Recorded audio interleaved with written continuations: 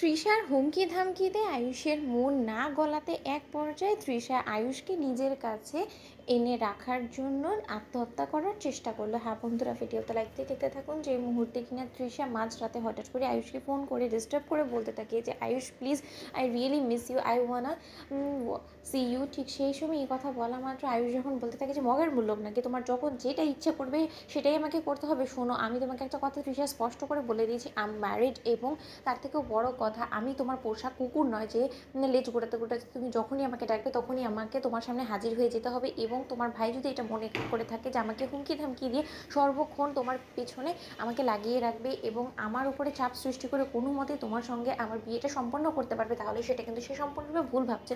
ঠিক সেই সময় তৃষা যখন বলতে থাকে যে আয়ুষ, আমাদেরতেও তোমাকে জোর জবরদস্তি করার কোনো রকম কোনো প্রয়োজন পড়তো না, যদি তুমি নিজে থেকে আমাদের সঙ্গে একটু রীতিমতো কোঅপারেট করতে। তুমি তো সেরকম কোনো কিছুই করছো না। আমি তোমাকে এতটা ভালোবাসি, সেই ভালোবাসা থেকেও কি দ্বিগুণ পরিমাণে ভালোবাসা তোমাকে কুসুম দিয়েছে? বলো তো, তুমি কুসুমের কাছ থেকে এরকম কী পেয়েছো যার জন্য কিনা তুমি কুসুমের পেছনে এতটা পাগল হয়ে হুন্নি হয়ে ঘোরাফেরা করো, যেটা কিনা তুমি আমার প্রতি সেই ভালোবাসাটা দেখাতে পারো না? কুসুম তো তোমাকে সেরকম কোনো কিছুই দিতে পারে না। আমি ভাইয়ের থেকে শুনেছি যে ও সামান্য একটা কাজের মেয়ে ছাড়া কোনো কিছু না, এবং তোমাদের গাঙ্গুলি গ্রুপ অফ কোম্পানিজের ব্র্যান্ড অ্যাম্বাসেডার, এর থেকে বেশি তো ওর কোনো রকম কোনো পরিচয় নেই, তাই না?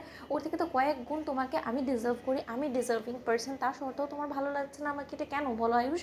ঠিক সেই সময় আয়ুষ যখন বলতে জাস্ট শাট আপ তৃষা, তুমি কি মনে করেছো বলো তো? তুমি এরকম পাগলামো করে আমাকে জড়িয়ে রাখার চেষ্টা করবে, তুমি আমাকে এরকম করে পাগলামো করে আগলে রাখতে পারবে? আমাকে ভালোবাসা তুমি যতই দেখাও না কেন, কিন্তু আমাকে কোনো মতে তুমি পটাতে পারবে না, গলাতে পারবে না। এবং তুমি ভুলে যাও না, কুসুমের নাম কিন্তু কুসুম আয়ুষ্মান গাঙ্গুলি, ও আমার ওয়াইফ এবং আমি ওকে যথেষ্ট সম্মান করি, আমার স্ত্রী হিসেবে আমি ওকে মেনেও নিয়েছি। তাই আমাদের মধ্যে সম্পর্কের যে রীতিমতো ভিড় তৈরি হয়েছে সেটা কোনো মতেই তুমি নাড়াতে পারবে না। ঠিক সেই সময় এক পর্যায়ে তৃষা যখন বলতে থাকে যে ওআইসি, তার মানে আমি বুঝতে পেরে গিয়েছি যে তুমি কোনো মতেই আর আমার হবে না এবং কোনোদিনও আমি তোমাকে নিজের করে পাবো না। কিন্তু এই জীবন তো সম্পূর্ণরূপে তুচ্ছ আয়ুষ, যদি আমি তোমাকে এই জীবনে না পাই তাহলে আমি কী করবো বলো তো? এই জীবন রেখে তার থেকে বরঞ্চ আমি যদি মরে যাই তাহলে তার আমাকে রোজ রোজ তোমার জন্য রাতের বেলা এরকম চোখের জলও ফেলতে হবে না, হঠাৎ হঠাৎ মাথা ঘুরে অচেতনও হয়ে যেতে হবে না, এবং আমার চোখের জল দেখে আমার ভাইকেও এতটা কষ্ট পেতে হবে না, তাই না?